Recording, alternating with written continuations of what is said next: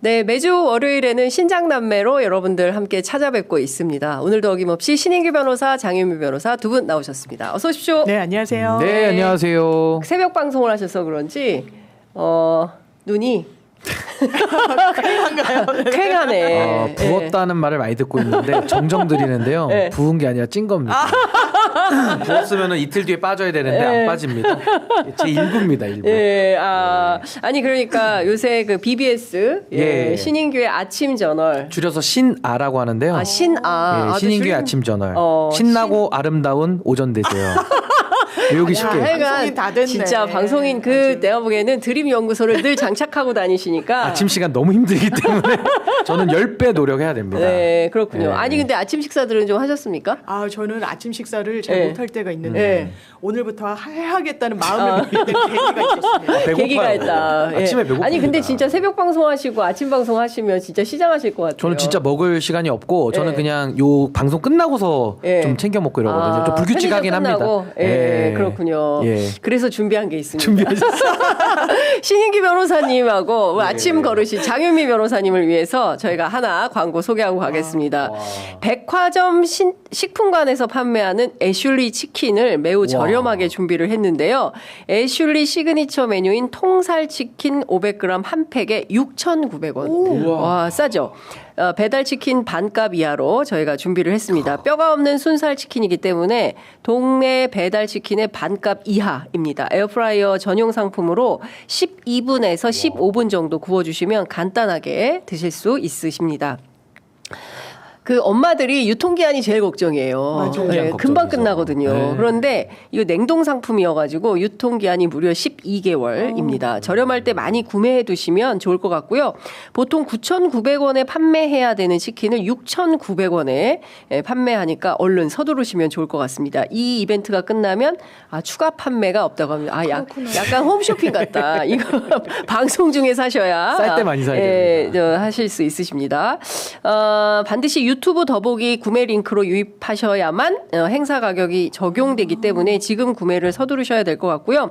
애슐리 프리미엄 피자도 가격이 무척 저렴한데요. 애슐리 피자 한 판에 10,000원짜리를 6,900원으로 500개 한정. 취재 편의점에서 500개 팔려야 되는데. 금방 동나겠는데요. 이거 안 팔리면은 다음에 광고 빠질 것 같아요. 예. 가격도 너무 연대의 마음으로 여러분들 동참해 주시면 좋을 것 같습니다. 함께 구매하셔서 프리미엄 애슐리 제품을 즐겨보시면 좋을 것 같습니다. 애슐리 치킨, 피자에 무슨 긴 설명이 필요하겠습니까? 품질, 가격을 보장합니다. 구매는 지금 바로 유튜브 더보기 창 링크를 클릭해 주시면 됩니다. 장윤선의 취재 편의점 유튜브로 보셔야 됩니다. 딴 데로 가시면 안 되고. 네.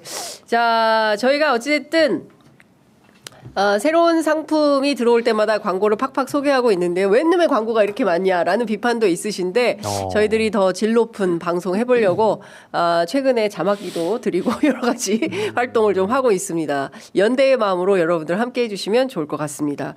하여간 든든한 아침을 애슐리로 챙겨드리도록. 아니 저는 뭐 참고로 제 개인적인 얘기지만은 네. 저는 피자를 굉장히 좋아하거든요. 전 정말 제가 이태리에서 온 줄 알 정도로 정말 피자를 좋아해요. 알고 보니 신인규는 이태리 사람이었다. 네. 근데 또 뭐 된장찌개도 좋아하기 때문에 한국 사람 맞는데 그 정도로 피자를 좋아해서 요거는 제가 저 가서 한번 주문 한번 꼭 해보겠습니다. 알겠습니다. 네. 자, 본격적인 저희가 시사 토크를 해야 되는데 지난주 내내 6차 변론기일 때문에 윤석열의 거짓말이 화제가 됐어요. 화제가 됐죠. 의원, 요원, 그리고 인원. 이 세 가지로 아주 그냥 논란이 상당했었는데 일단 저희가 준비한 영상이 있으니까 그 영상 잠깐 보시고 말씀 이어가도록 하겠습니다. 오늘 이제 얘기 중에 뭐 의원 끌어내라서 의원이라는 거는 자기가 의원으로 이해했다는 것이지 제가 그 의원이라는 단어는 쓰지 않았다는 것이고 또 그게 아니라 인원이라고 얘기했다고 하는데 저는 그냥 사람이라는 이런 표현을 놔두고 또 의원이면 의원이지 인원이라는 말을 저는 써본 적이 없습니다. 세상에 인원이라는 말을 하지 않는다고 하고 그 안에서 계속 인원이라는 말을 계속 하고 있어요. 맞아요. 그리고 제가 지난주 금요일에도 말씀을 좀 드렸지만 그 대통령실 홈페이지에 가면 대통령의 말과 글이라는 코너가 있는데 거기에 올라온 것만 확인해도 6꼭지가 넘습니다. 그리고 평소에도 인원이라는 말을 굉장히 자주 쓰는 사람이에요. 그런데도 저렇게 대놓고 거짓말을 하고 있는 겁니다. 장 변호사님 어떻게 보셨어요? 아니 근데 그 해명이 더 좀 네. 가당찮다는 생각이 든 게 석동현 변호사가 또 인원이란 말을 대통령이 쓸 때는 그건 이제 지시대명사를 그러니까요. 대체하는 말로 인원이란 표현은 쓰지 않는다. 네. 이건 이제 궤변 중에 궤변이고요. 재판관이 인원인지 아니면 의원인지 물을 수 있어요. 그 상황에서 이 본청에 있는 이 군에게 하다를 내릴 때 네. 의원이라고 하면 이건 국회의원이라는 것 이외에는 해석의 여지가 없어요. 근데 인원이란 건 이제 포괄하는 개념이다 보니까 묻는 네. 거예요.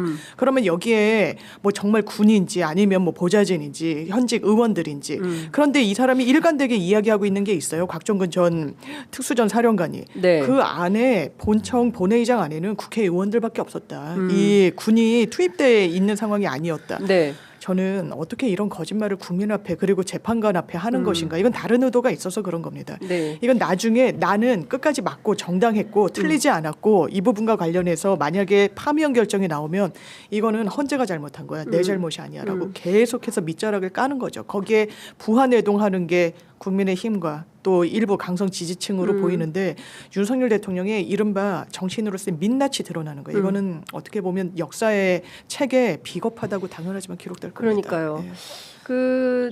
그래도 대통령씩이나 한 사람이 어떻게 이렇게 국민 앞에서 그냥 입만 열면 거짓말을 하는지 진짜 못 봐줄 지경이다. 그러니까 진짜 인내심을 가지고 도대체 뭐라고 하는지 역사에 어떤 기록은 남겨야 되기 때문에 이제 기자로서 보고 듣고 있긴 합니다만 진짜 귀를 씻고 싶어요. 어떻게 생각하세요? 그 사실 의원, 요원, 인원이라는 듣기 평가 이게 뭐 하루 이틀 된 건 아닙니다. 네. 과거에도 바이든 날리면으로 듣기 평가 맞아요. 한번 실시했었고요. 네. 또 하나는 그 김영선이 공천 좀 해주라라고 했는데 김영선이 회줘라라고 해가지고 김영선 의원이 창원에 계시잖아요. 네. 좀 회를 좀 많이 드시나 봐요. 그러니까 영선이 그 회줘라고 했는데. 네. 그게 이제 오인인 오인인 걸로 이제 거다. 이런 식의 뭐 논란도 있었고 이번에 이제 가다 하니까 이제 의원, 요원, 인원 이 별로 중요한 논란 아니죠. 그렇습니다. 근데 이 부수적인 걸 가지고 마치 이걸 가지고 내란죄를 격파할 수 있을 것처럼 내지는 이걸 가지고 대통령직 파면을 무력화시킬 수 있는 것처럼 이야기하는 것 자체가 참 너무나도 떨어지는 주장이다. 수준이 떨어지는 주장이라는 거고 최근에 시도 하나 쓰셨어요. 호수 위에 저도 말이 헛나오네요. 호주 미안합니다. 호수 위에 달 그림자. 네. 그러니까 시도 읽잖아요. 네. 그러니까 이런 게 정말 참 그 독방에 시간 많으신 건 알겠는데 네. 좀 적확한 얘기를 하셔야 된다. 시간 많다고 아무 얘기나 와가지고 그 소위 말해서 내뱉는 것은 본인에게 불리합니다. 네. 그리고 국민들이 동의하기도 어렵고요. 그러니까. 제가 핵심을 말씀드릴게요. 네. 도대체 의원, 요원, 인원 가지고 싸울 게 아니라 본질은 뭐냐면은 비상계엄이다, 통치행위다, 정당하다는 겁니다. 네. 그럼 정당하다는 주장을 하세요. 왜 정당한지. 예, 정당하다는 주장을 하시면 되고 판단 받으면 됩니다. 근데 이제 반대쪽에서 저 같은 사람 뭐라고 주장합니까?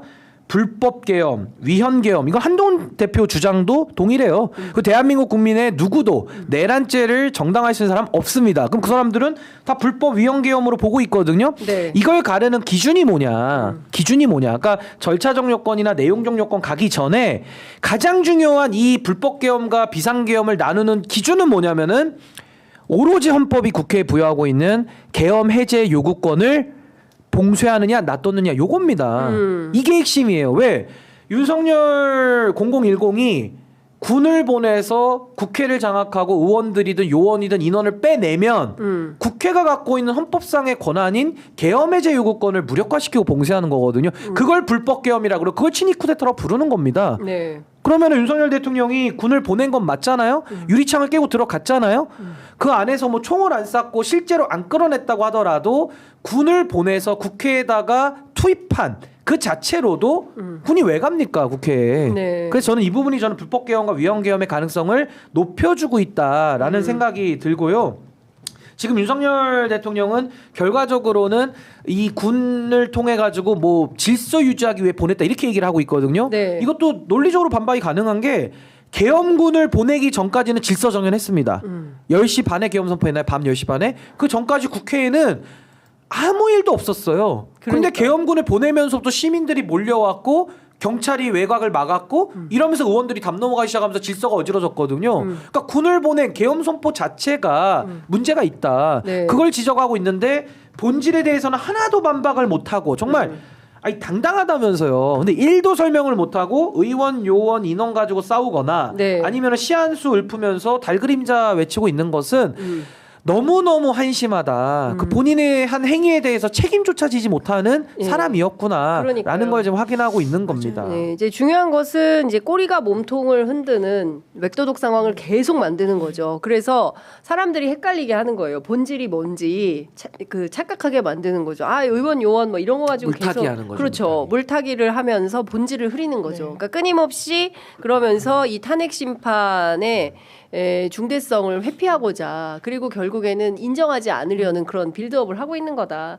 그러니까 저는 끊임없이 이제 그것만 하는 거예요. 어차피 근데 본인이 할 얘기도 없잖아요. 네. 법률적으로 사실적으로 피해갈 네. 방법이 없는 거 아니, 아닙니까? 왜냐하면 본질을 건드리면 되게 우스꽝스러워지더라고요. 그래서 네. 회피하는 것 같은데 이를테면 그런 거예요.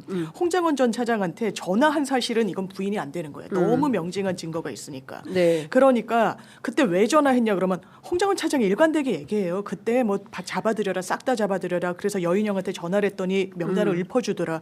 이거 굉장히 일관되게 이야기를 하는데 네. 그때 왜 전화를 했는지 그럼 본인이 설명해야 되잖아요. 그게 본질이에요. 본인의 주장이. 네. 지금 이 사람들은 한 다리 건너 있는 증인들이고 본인의 주장 내용이 명료해야 되는데 신 변호사님 말씀 주신 대로 그럼 뭐라고 얘기하느냐.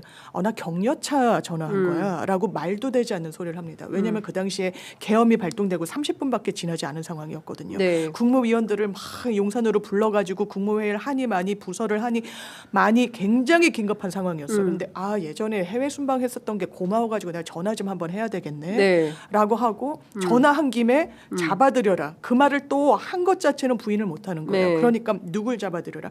국회의원 아니다. 간첩이다 이런 얘기를 하는 거예요. 그러니까요. 간첩을 잡을 수 있는 권한이 일단 국정원의 대공수사권이 경찰로 이첩돼서 맥락도 일단 안 맞고 네. 그 상황에서 갑자기 느닷없이 간첩을 잡아들이라고 한다는 건 말도 되지 않는 거예요. 누가 거짓말을 한다고 재판관들이 생각했을까요? 네. 누가 지금 정말 사실관계를 오도하는지 그러니까 지연말단적인 거에 엄청 집중하는 거예요.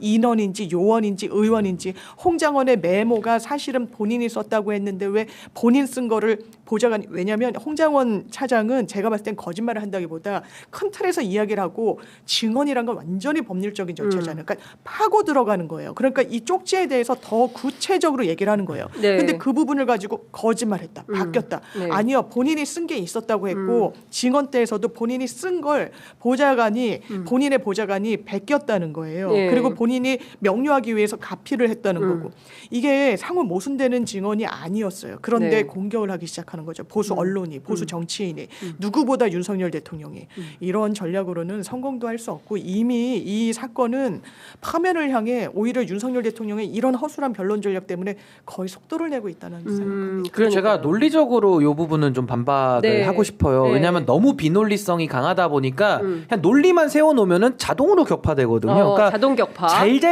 쫓아갈 필요가 없어요. 헛소리이기 때문에. 헛소리이기 아니 술 때문에. 먹고 하는 소리 포드로 대응합니까? 네. 그냥 정신 똑바로 됐을 때 네. 한 방을 매기는 게 중요한데 한 방. 그게 뭐냐면요. 네. 아까 말씀드렸잖아요.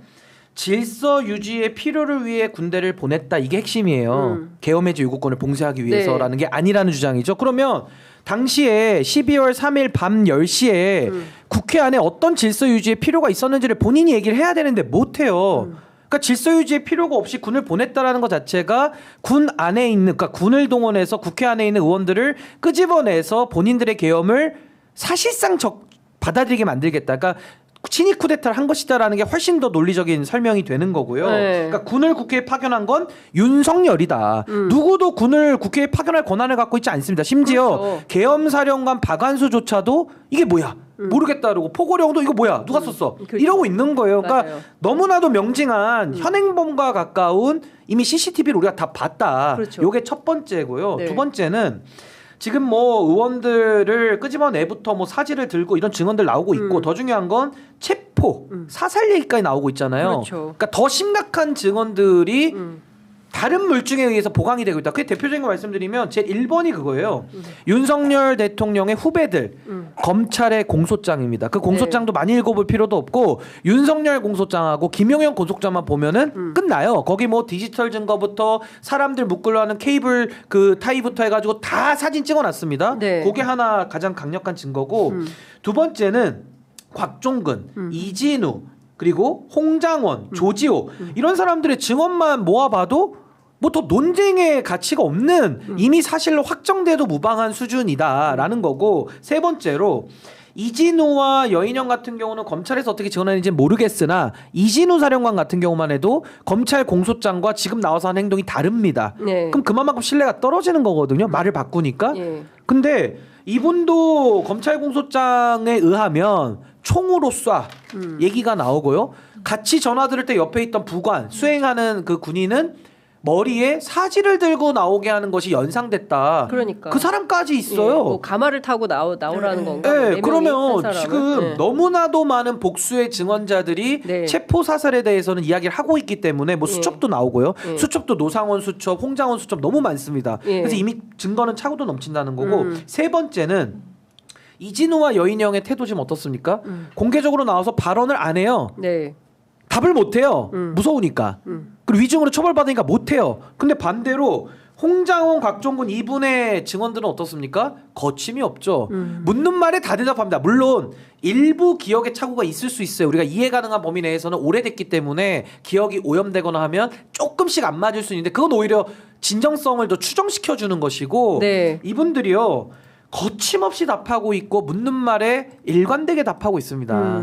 그 둘의 증언만으로도 이미 재판은 끝났다. 끝났다. 근데 여기에 대해 가지고 시 읊고 무슨 뭐 인원이냐 의원이냐 듣기 평가하고 아 정말 한심하지 않습니까? 그러니까요. 아니 그리고 범죄자를 처벌받는데 예. 다 자백해서 처벌받는 경우가 없어요. 거의 부인이 많아요. 그러니까. 다 부인합니다. 예. 그래도 증거가 보강되고 증거가 있으면 처벌받는 거예요. 네. 근데 윤석열도 별반 다르지 않다 이렇게 봅니다. 자, 지금 국회에서 지금 교섭단체 대표연설 진행 중에 있는데 오늘은 이재명 대표가 교섭단체 대표연설을 하고 있습니다. 저희가 준비되는 대로 PIP 화면으로 현재 그 교섭단체 연설 장면 보내드리려고 하는데요. 일단 몇 가지 핵심적인 그 내용만 좀 종합해서 말씀을 좀 드리자면 뉴스 위주로 전해드리겠습니다.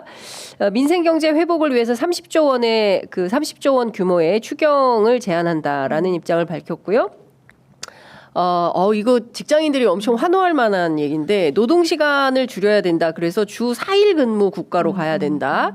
라는 얘기가 있습니다. 그리고 이 또한 국민들이 좀 좋아할 만한 내용인데 국회의원들 대상으로 국민소환제 이거 제가 얘기 늘 했던 건데 취재 편의점 보셨나? 이게요 지방의원 같은 경우는 이게 있어요. 주민소환제, 주민발안, 주민투표, 주민소환이 있는데 국회의원만 국민 그 소환이 없어요. 그래서 국민소환제 도입해야 된다. 국회의원 국민소환제 도입 그리고 네. 헌정 파괴 세력들이 전면적으로 등장했기 때문에 헌법 수호 연대 구성해서 싸우겠다. 이것은 취재 편의점에서 지난번에 그 조국혁신당 신장식 의원이 키세스 우주연합군 그러니까 야당연합군 국민연합군을 만들어서 헌법 수호 연합 정치를 해야 된다고 말했는데 이제 그거를 받은 것 같습니다. 이재명 대표가 그걸 받은 것 같고요. 기본사회를 위한 성장에 총력하겠다. 잘사니즘이 새 비전이다. 그동안 먹사니즘 얘기했는데 이번에는 잘사니즘이 새 비전이다. 그러니까 누구나 다 고르게 잘 사는 이런 국가를 만들어 보겠다라는 입장이고요. 윤석열의 친위 군사 쿠데타, 내란 잔당 폭동 저항이 계속되고 있다. 이것은 뭐 많은 국민들의 판단과 입장을 좀 같이 하는 것 같습니다. 그리고 연금 개혁이 굉장히 시급한 모수 개혁부터 시작을 하고 또 정년 연장도 본격적으로 논의해야 된다라는 입장이 나왔습니다. 왜냐하면 지금 다들 그 기본적인 그 생명이 늘어나고 있기 때문에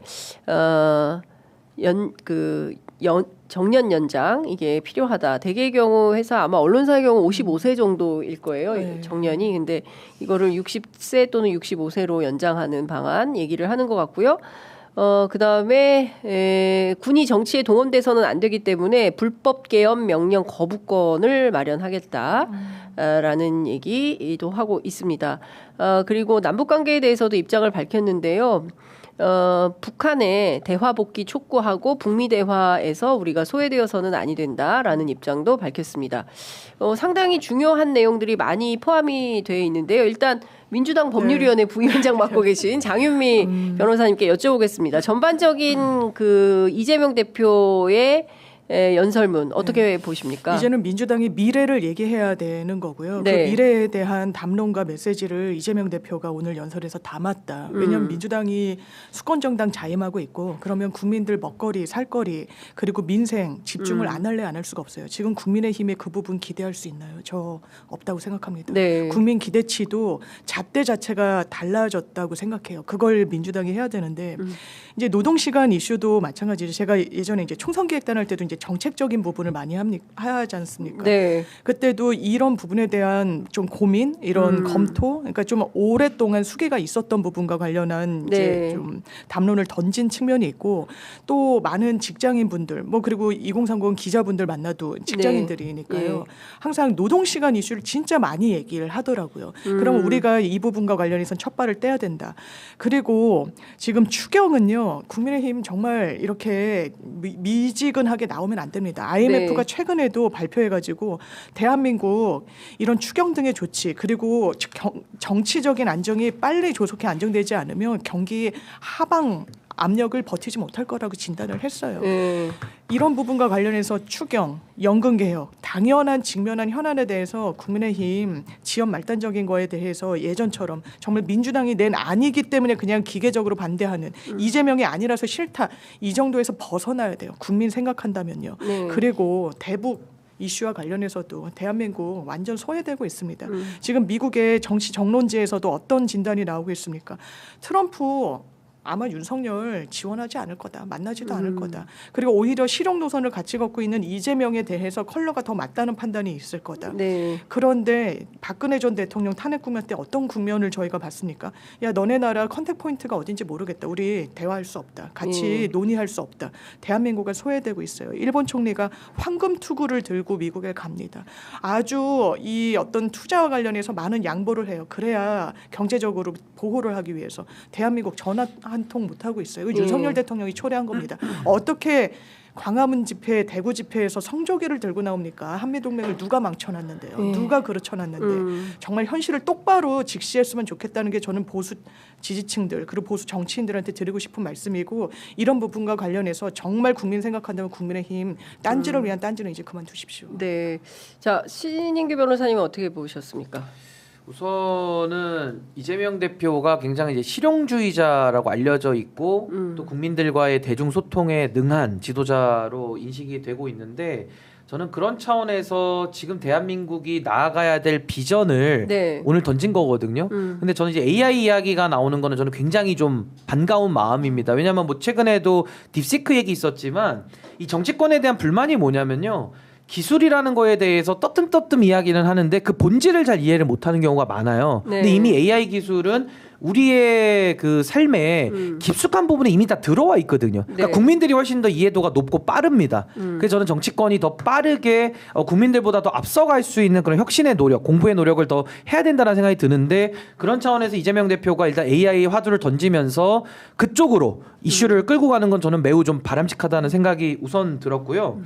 또 하나는 이 가치 확장의 면인데 저는 지금 우클릭이라는 얘기를 많이 쓰잖아요. 네. 이게 저는 신뢰를 못 얻는 용어 같아요. 그러니까 우클릭이라는 게 뭐냐면 우리 앵커님도 마우스로 클릭하고 계시는데 우클릭이라는 게 네. 우로 가는 건 아닌데 선거 기술 내지는 선거 전략 정무적 판단에 의해서 한번 우쪽으로 한번 찍어보고 올게라는 느낌적인 느낌이 좀 강해요. 네. 그래서 저는 누누이 말씀드리지만 우클릭을 할 게 아니라 아예 우쪽 보수의 가치 건강한 보수의 가치에 대해서 아예 그냥 앵커링을 했으면 좋겠다. 그러니까 클릭이라는 거는 갔다가 아니다 싶으면 다시 오겠다는 거 아닙니까? 네. 그런 이미지가 이재명 대표가 갖고 있는 말의 신뢰 이걸 담보하는 데서 굉장히 약하거든요. 네. 그래서 전 이번에는 소위 말하는 클릭이 아니라 아예 앵커링을 좀 아예 저는 보수의 가치에 단단하게 뿌리를 내리는 전 좀 정면 돌파를 했으면 좋겠다는 생각이 들었고요. 네. 또 하나는 이재명 대표의 진정성을 말로만 보여주는 건 국민들께서 믿기가 좀 어려우실 거예요. 이재명 대표도 과거에 대선 한번 나가셨던 적이 있고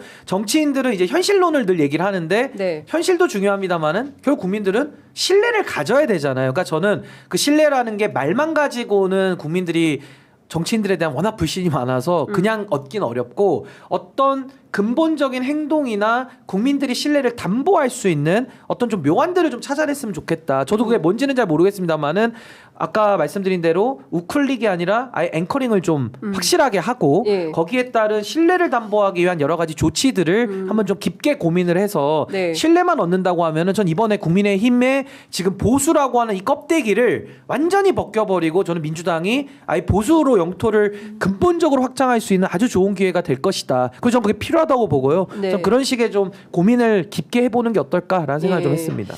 지금 뭐 댓글창에도 그렇고 그 주 4일 근무제에 대해서는 좀 논란이 그렇습니다. 있는 것 같습니다. 그러니까 자영업자들 같은 경우에는 주 4일 하면 좀 어렵다. 예. 그리고 경제 문제를 생각해서라도 주 4일이 맞냐 이제 이런 그 말씀들이 좀 있으시고요.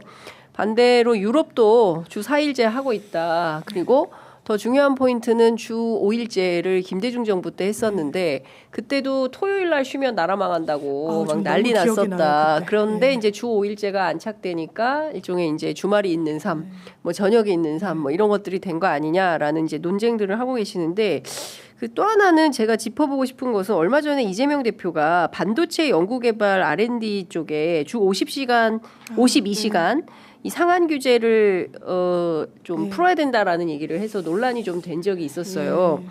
그 반도체 특별법에 이 내용을 좀 적용하자는 건데 그러면 딴 사람들은 다 주 4일 하는데 우리 반도체에서 일하시는 연구원들이나 이런 분들은 장시간 노동이 가능해지면 이거는 어떻게 되는 거냐, 이 비용을 처리를 하는 거냐. 그러니까 TSMC 같은 경우에는 아예 그 인력들을 연봉을 한 두세 배 주면서 적극적으로 했던. 뭐 오늘 이제 경향신문이 세게 보도를 했던데 했던 반면 과연 대한민국 그렇게 할 거냐.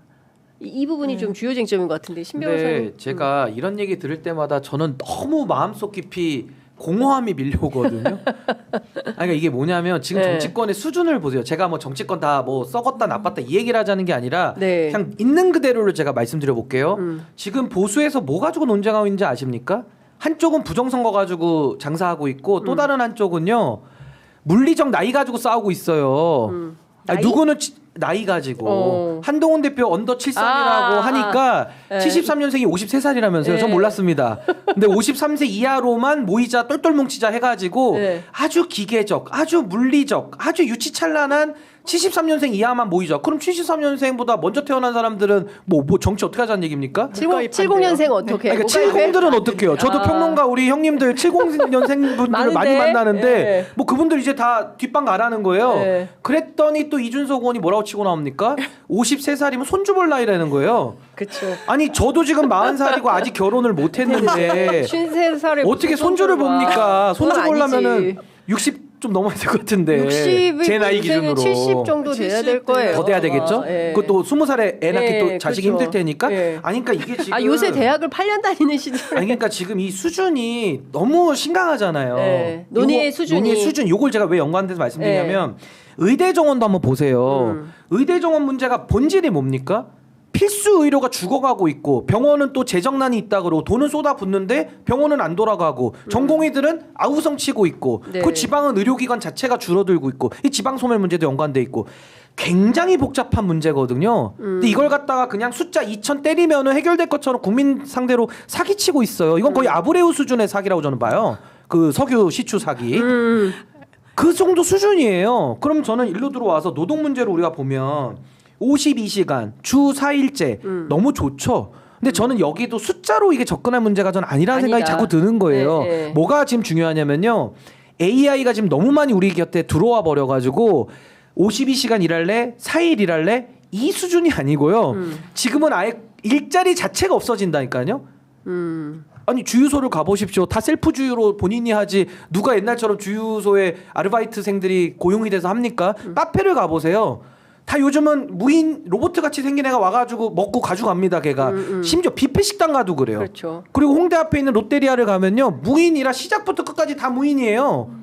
그 중국은 그거 된 지 좀 됐어요. 아 그래요? 무인점. 아 그러니까 이제 제가 하고 싶은 마트도 얘기가 그래요. 마트도. 일자리 자체가 없고 근로시간 우리나라 너무 사람이 많죠. 없어. 가면 마트에 예, 가도 예. 사람이 없어요. 그러니까 피로 사회잖아요. 우리나라 또 국민들은 AI가 들어오고 일자리도 줄고 시간도 주는 게 마땅한데 또 과다 근로는 또 하고 있어요. 그러니까 이게 완전히 지금 실타래처럼 꼬여 있는 거거든요. 네. 그러니까 제 주장을 마치면 이게 일의 퀀터티 양으로 볼 게 아니라 퀄리티로 봐야 되는데 지금 계속 양적 관점으로만 보는 거예요. 네. 그러니까 마치 국민의힘에서 나이 나이 가지고 논쟁 하듯이 노동시장이나 산업구조도 이미 AI는 우리 곁으로 이미 들어왔는데 이미 우리 옷 속까지는 들어왔는데 네. 정치권에서 얘기하는 거는 4일 일할래 3일 일할래 앞으로요 일자리요 4일도 못 일하는 시대가 곧 와요. 곧 옵니다. 무인주행도 이제 곧 한다는 거예요. 그럼 택시기사님도 어떡합니까?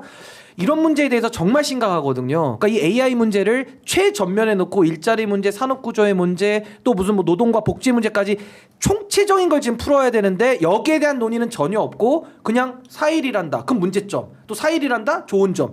그 수준이 아니라니까요. 그러니까 너무 답답한 거예요. 공허함이 굉장히 밀려오는 중요한 거예요. 말씀 해주셨는데 지금 사실 어찌 보자면 우리 사회가 총체적 난국이에요. 그러니까 내용상으로 보면 저는 지금 깜짝 놀랐는데 헌법재판소를 향해서 폭동 계획을 세우고 있잖아요. 극우들이. 그러면서 실제로 지금 필요한 것은 물리적인 학살밖에 없다. 척살하는 날, 그러니까 2월 13일을 척살하는 날로 정해가지고 알루미늄 야구방망이 준비하고 헬멧 준비해가지고 지금 인권이 오늘은 인권이 13일에는 헌법재판소 난입하자 뭐 이러고 있어요. 한편으로는.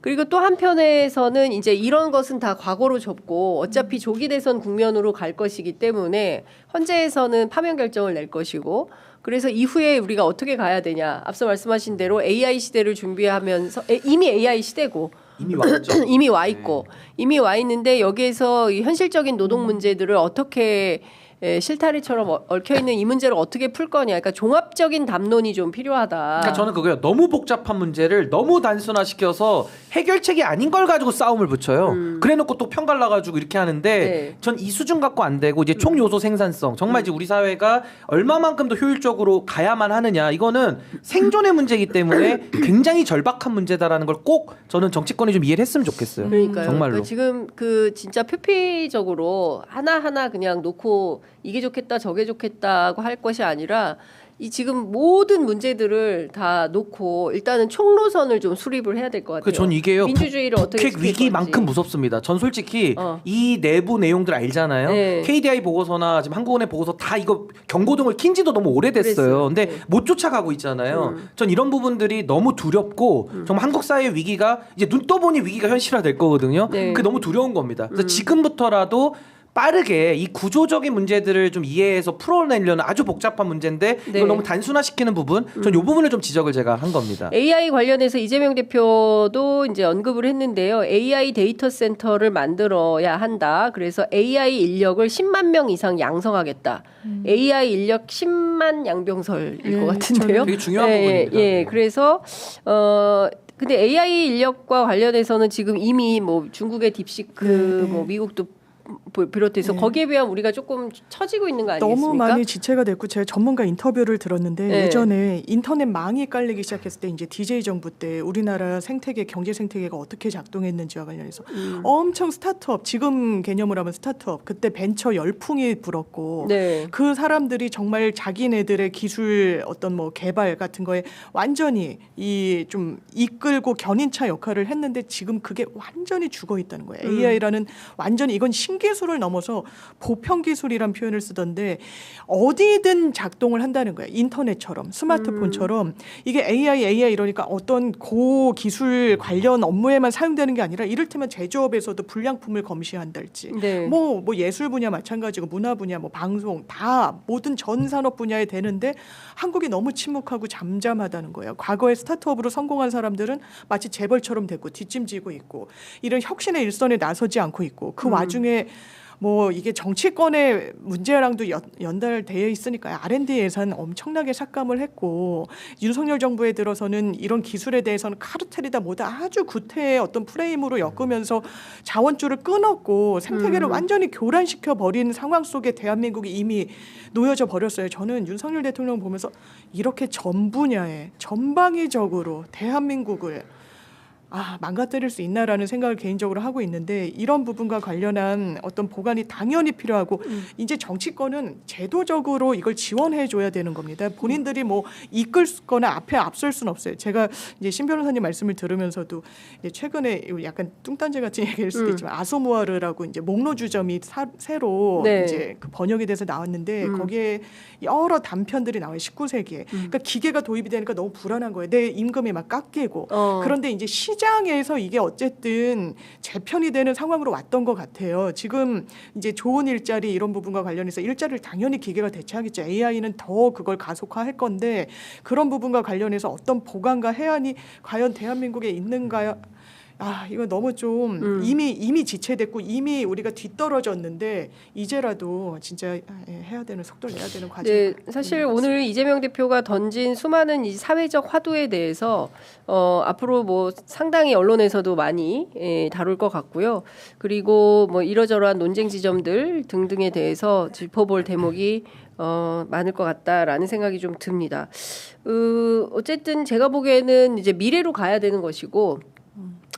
어떻게 됐든지 그 노동을 많이 하는 사회에서 노동을 적게 하고 삶이 윤택한 그런 그 나라로 복지국가로 가야 되는 거 아니겠습니까? 근데 그 길에서 어떤 방향성이 있는지에 대해서는 논의를 좀 해봐야 될 것 같고요. 마지막 하나만 보탤게요. 정치권에서 공공일자리나 아니면 일자리들 있잖아요. 네. 늘상 몇백만 개씩 만들겠다, 뭐 몇십만 개 만들겠다, 늘 그거 얘기하거든요. 근데 이제는 AI 때문에 일자리 그렇게 만들 수 없는 거를 인정을 해야 됩니다. 솔직하게 얘기를 해야 돼요. 그럼 네. 지금 뭐가 중요하냐? 아까 이재명 대표가 AI 인재들 양성하겠다 10만. 그랬잖아요. 네. 10만. 전 이거 빨리 해야 된다고 봐요. 그러니까 AI 인재라고 하면 뭐 아까 구체적으로는 얘기 안 했지만 아마 이런 것 같아요.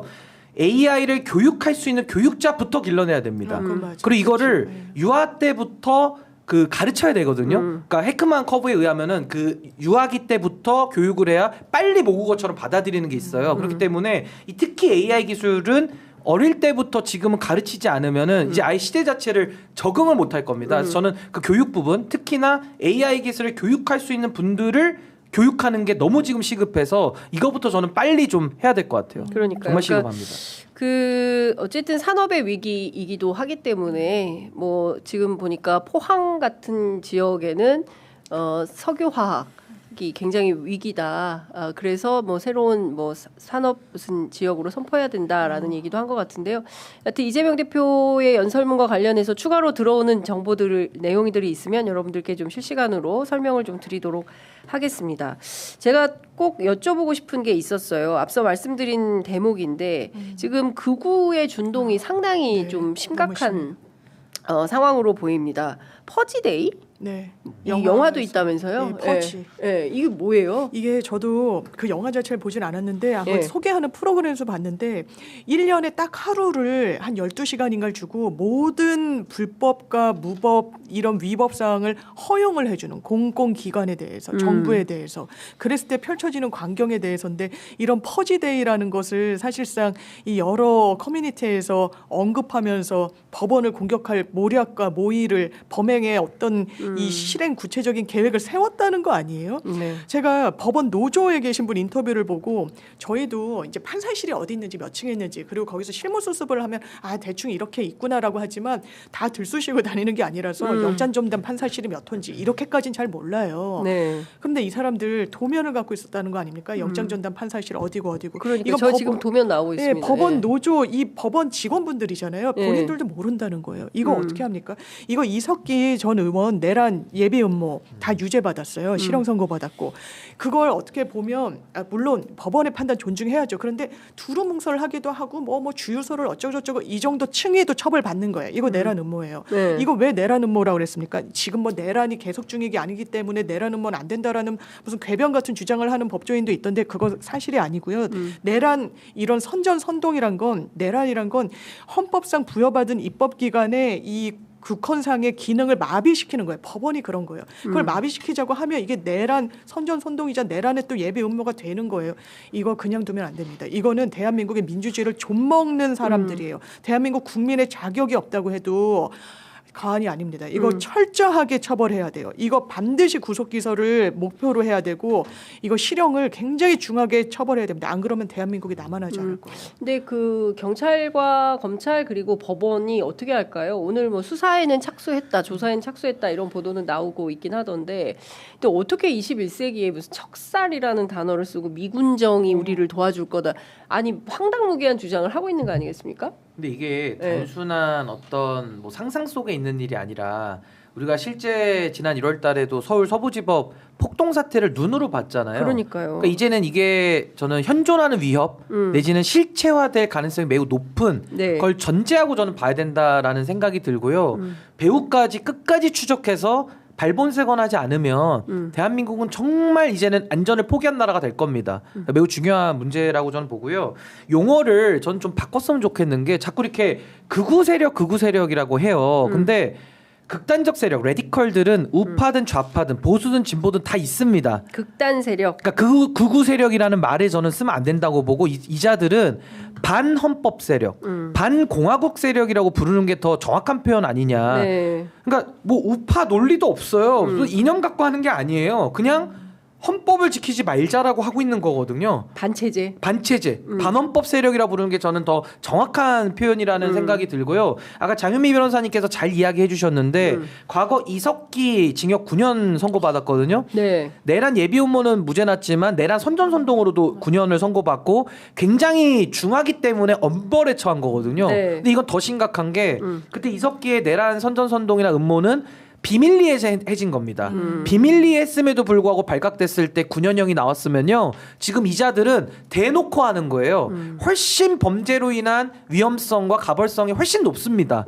그럼 징역이 더블은 나와야 될 것 같거든요. 제가 볼 네, 때는. 네. 그렇기 때문에 이석기 케이스가 있고 그때 RO라는 범죄단체를 만들자라는 거거든요. 근데 지금은 제가 볼 때 범죄단체들이 수두룩해 보여요. 이게 뭐 우리 형법상의 범죄단체 조직제라든지 테러방지법에도 테러를 위한 범죄단체 구성을 처벌하거든요. 네. 그러니까 이거는 엄벌에 처해야 되고 이석기 관련된 판례가 있기 때문에 전 수사기관 이건 늑장 부려서 안 된다. 반체제 인사들, 반헌법 세력들 저는 발본색원에서 처벌해야 된다. 저 그래 봅니다. 그렇군요. 자, 그 오늘 발표된 리얼미터 조사가 있는데요. 그 뭐 비슷한 상황인 것 같긴 합니다. 그러니까 정권 연장론을 지지하시는 분들이 45.2, 정권 교체를 요구하시는 분들이 49.2, 4%포인트 차이가 나는 거고요. 그리고 국민의힘 42.8, 민주당 40.8, 뭐 이렇게 나왔습니다. 그리고 차기 대선 주자에서 범진보는 이재명 40.8, 그리고 범보수, 김문수 25.1. 이 조사를 보면 범보수에서도 김문수로는 곤란하겠다라는 판단을 좀 하기 그러네요. 시작했다. 이렇게 볼 수 있을 것 20% 같은데 이 여론조사 결과는 좀 어떻게 보십니까? 저는 아마 세부적으로 봐야 되는데 계속해서 추세가 나오는 게 이제 엎치락 뒤치락 하잖아요. 이게 큰 틀에서 엎치락 뒤치락 하는 건데 네. 뭐 정권 교체를 해야 될지 정권 유지를 해야 될지 아니면 뭐 탄핵을 해야 될지 말아야 될지. 근데 더 중요한 건 왜냐하면 이 부분과 관련해서 국민의힘의 강성 보수층이 이미 뭉칠 대로 뭉친 것 같아요. 이게 어느 정도 확장성을 가져가는지를 이 지표를 통해서 확인해야 되는데 본인을 중도층이라고 답변한 유권자들, 답변자들 이 굉장히 격차가 더 커지고 있습니다. 오히려 더 간극을 벌리고 있는 이 추세를 보이고 있어서 네. 이거는 국민의힘에는 상당히 좋지 않은 신호예요. 지금 선거는 어떻게 치러야 됩니까? 중도층 보고 치르는 거예요. 양강 극단은 어차피 찍을 이 국면을 찍습니다. 그리고 박근혜 전 대통령 때랑은 좀 다른 게 그때는 서서히 붙었던 것 같아요. 이 보수층이. 그렇지만 정말 선거 국면에 갔을 때는 완전 극단이 좀 똘똘 뭉쳤죠. 양쪽의 어떤 전통적인 지지층들은. 근데 지금은 속도가 붙었던 거예요. 그러면 그게 확장의 이 가도로 갈 수 있을 것인가? 그래 보이지 않습니다. 국민의힘은요. 이건 극우 정당이라는 말, 뭐 민주당만 반대하면 극우냐? 아니요. 본인들이 하는 행동을 극우라고 지금 진단하는 거예요. 네. 사법부를 비난하고 판사 개개인을 공격하고 이런 이 폭도들을 두둔하는 행태. 그리고 대구 집회에서 뭐라고 했습니까? 헌재를 쓸어버리자, 휩쓸어버리자 하는데 거기 가서 머리를 조아리고 본인의 정치가도만 생각하는 걸 극우 정치라고 하는 겁니다. 이거 국민 선택 받을 수 있습니까? 지금 낙담하는 이런 목소리도 있죠. 아 이거 왜 이렇게 붙어 있나? 이런 목소리가 윤석열 대통령을 엄호하는 목소리가 정말 40%가 넘나 저는 위기의식 가질 필요는 없다고 생각해요. 정말 이 차기 정권 재창출을 위해서 뚜벅뚜벅 걷고 국민들께 소구할 수 있는 방법밖에 없다. 그 일환으로 오늘 이런 교섭단체 대표 연설이 있었던 거고 이제 능력으로 보여줘야 된다. 이 선거는 누가 잘하나도 있지만 누가 덜 못하냐도 선택을 받는 거예요. 유권자들로부터. 국민의힘 잘하고 있다고 자신 있게 얘기할 수 있습니까? 이건 역사에 죄를 짓는 방향으로 가고 있는데 국민 선택을 어떻게 자신할 수 있을까요? 그러니까요.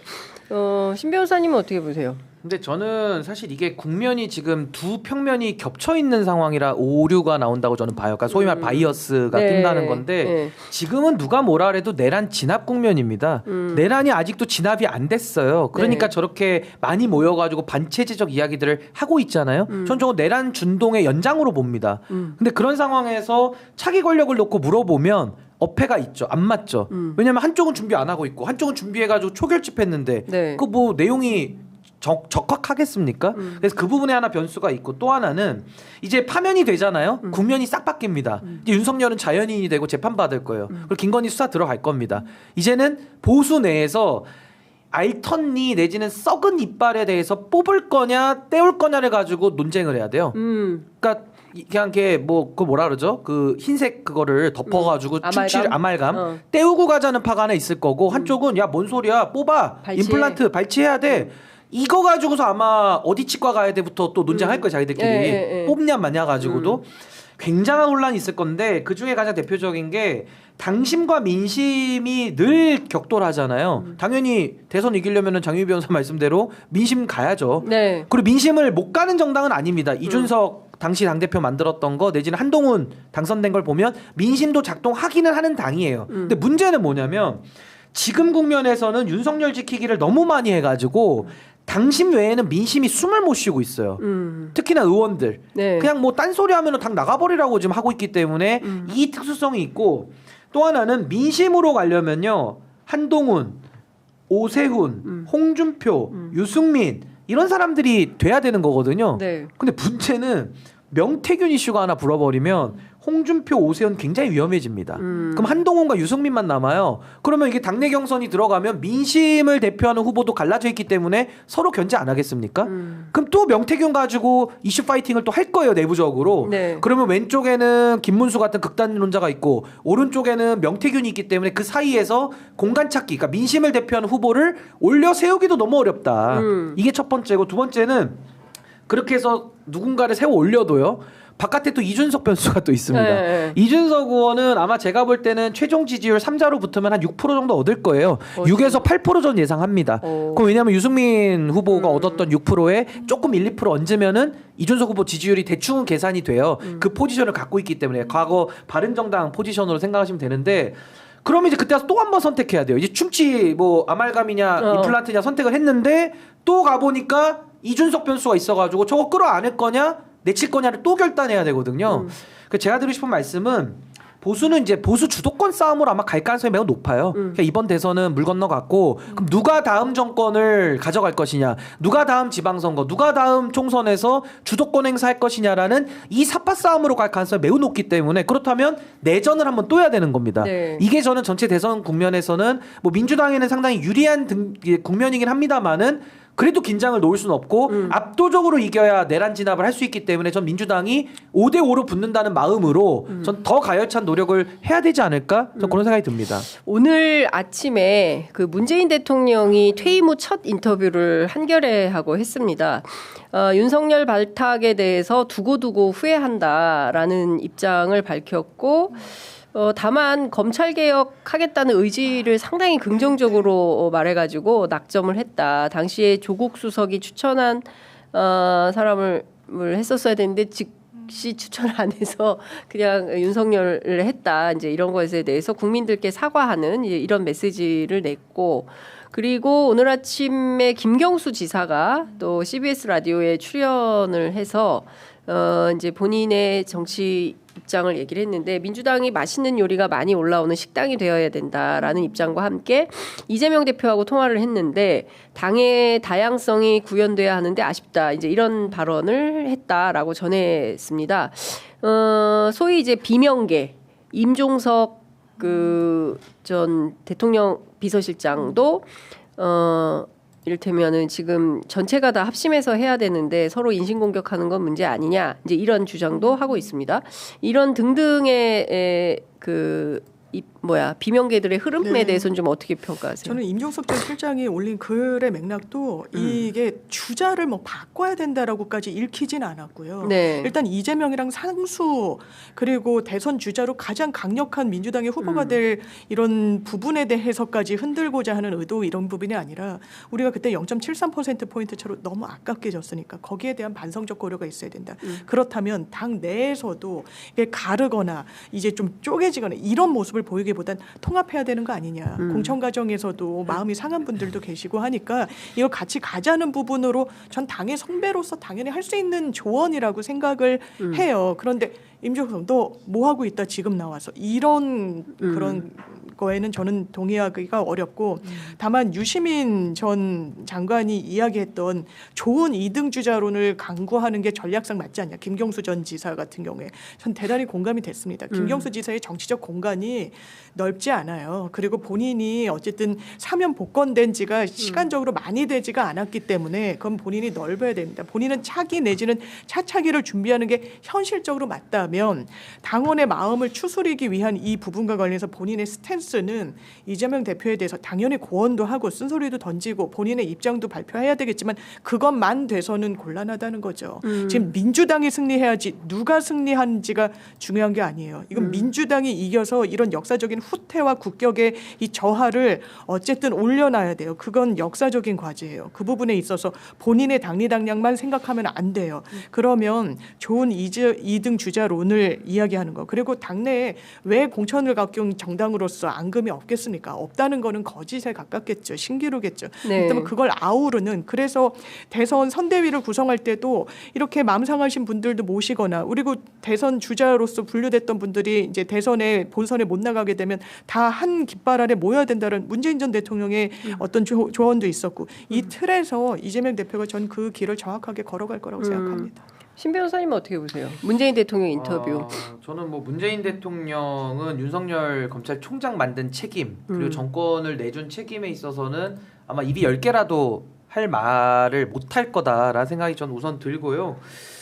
그런 의미에서는 문재인 대통령 소위 친문 그룹들이 전 책임이 크죠. 매우 크다고 저는 보는데 지금 뭐 그 책임을 논할 자리는 아니고요.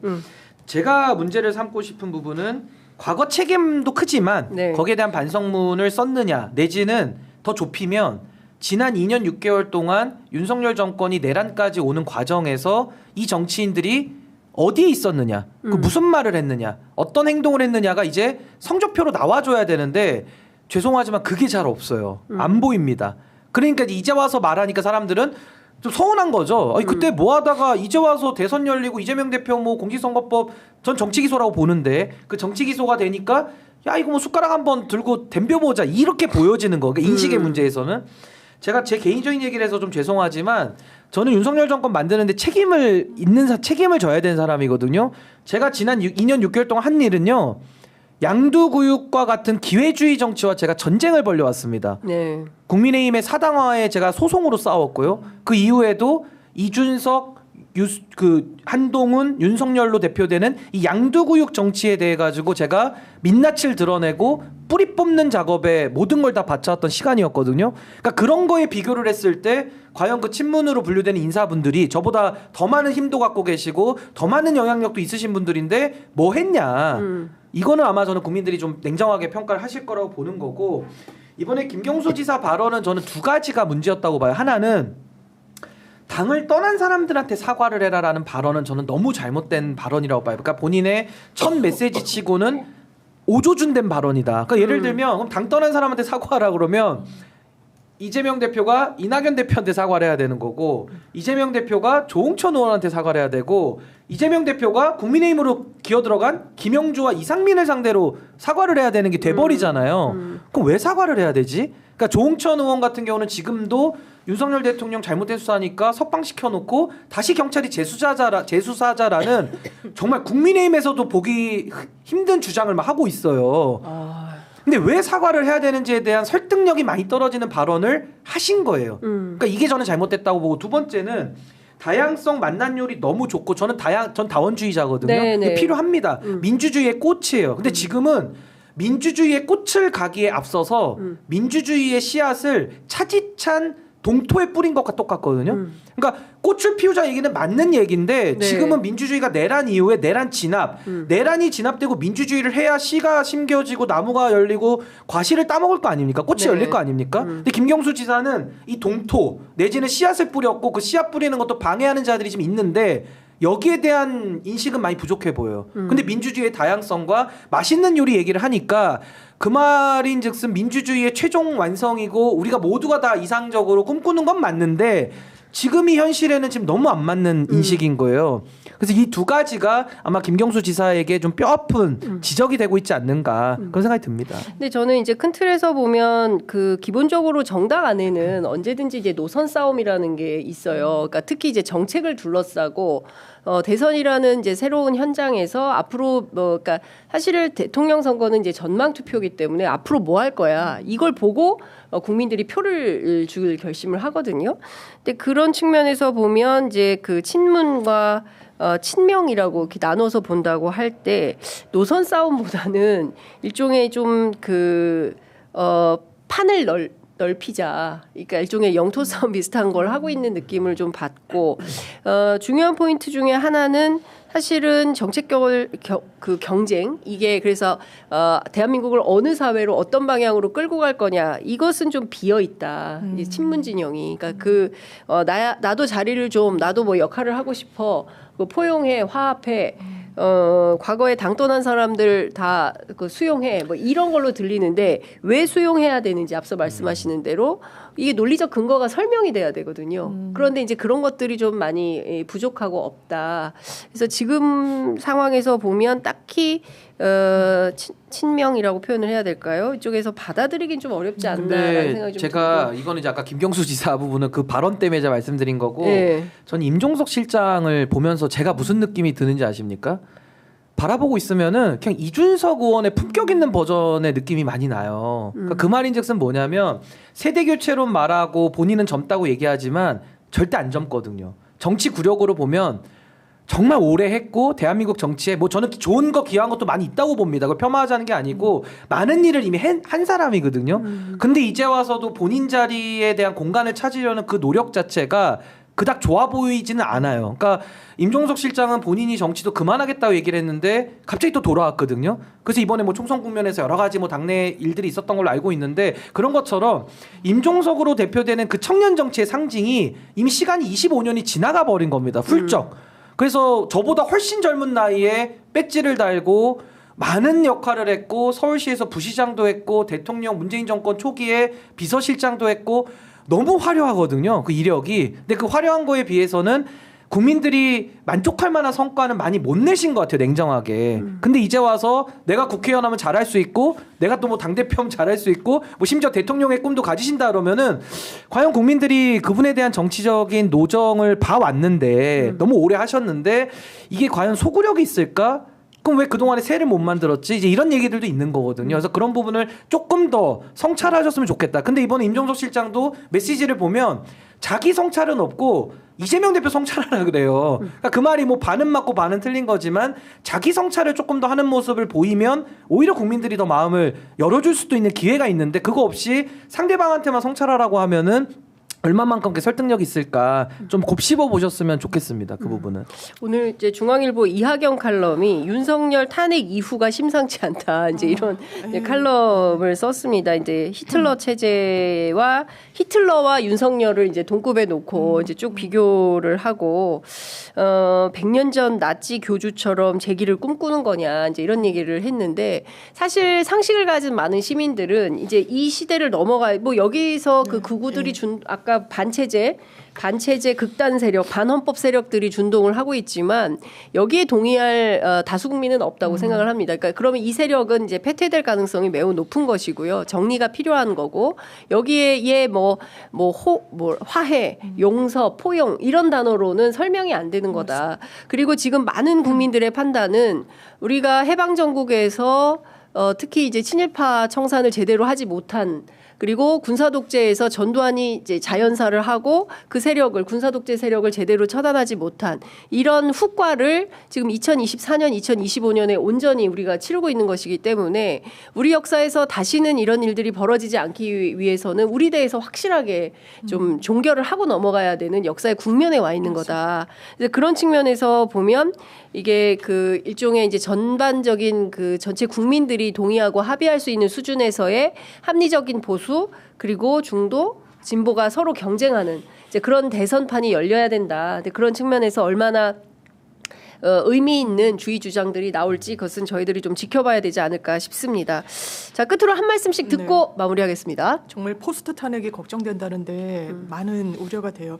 아니 저는 누가 윤석열 대통령을 나치에 비유하길래 아니 그래도 너무 과도한 거 아니야 그런데 민주당을 나치라고 얘기를 하더라고요. 윤석열 씨가. 정말 대한민국의 국격, 기억이라도 민주당을 향해서 나지라고 그랬죠. 네, 민주당을 그래서 네. 아 윤석열 대통령 역사에 정말 기록의 두려움을 지금이라도 새기십시오. 예. 자, 신 변호사님. 아니 그리고 저는 그 탄핵 그 이유도 되게 중요하잖아요. 지금 내란 진압이 안 됐기 때문에 상당히 지금 국민들이 힘들어하시는 상황인데 맞습니다. 제가 탄핵 이후에 대한민국의 길을 좀 알아보기 위해서 2월 22일에 국회에서 맞아요. 행사를 좀 준비하고 있습니다. 토론회. 뭐 토론회죠. 그래서 네. 뭐 정당 바로 세우기 제가 하고 있는 단체와 또 바른소리 청년국회라는 두 단체가 연합해서 이제 하는데요. 거기서 이제 뭐 정치 개혁 부분은 제가 하고 또 경제 개혁은 이제 김용남 의원님, 또 안보 개혁은 우리 김종대 의원님, 또 언론 개혁 부분도 다뤄야 되기 때문에 박영식 전 앵커님 이런 분들이 모여서 탄핵 이유를 좀 한번 이야기를 해보면 좋겠다 해서 2월 22일 오후 2시에 토요일 날 국회에서 하니까요. 제 페이스북이나 우리 정당 바로 세우기 홈페이지 가시면 네. 참여 링크로 많이 좀 참여해 주시면 좋겠고 네. 하여튼 그런 장이 섰을 때 더 많은 국민들의 뜻을 좀 모았으면 하는 바람이 좀 있습니다. 그렇습니다. 그러니까 지금이야말로 절체절명의 대한민국의 위기 상황이에요. 그러니까 저는 흡사 해방정국하고 비슷하다.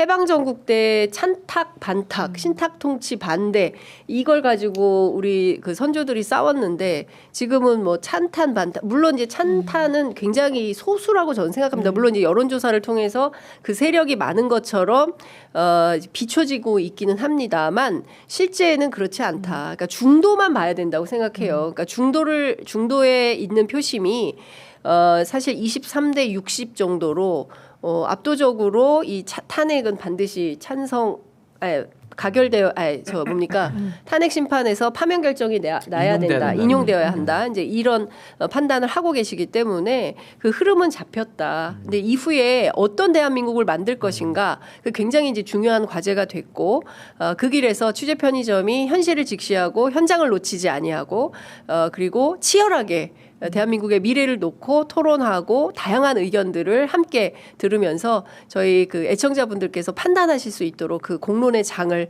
열겠습니다.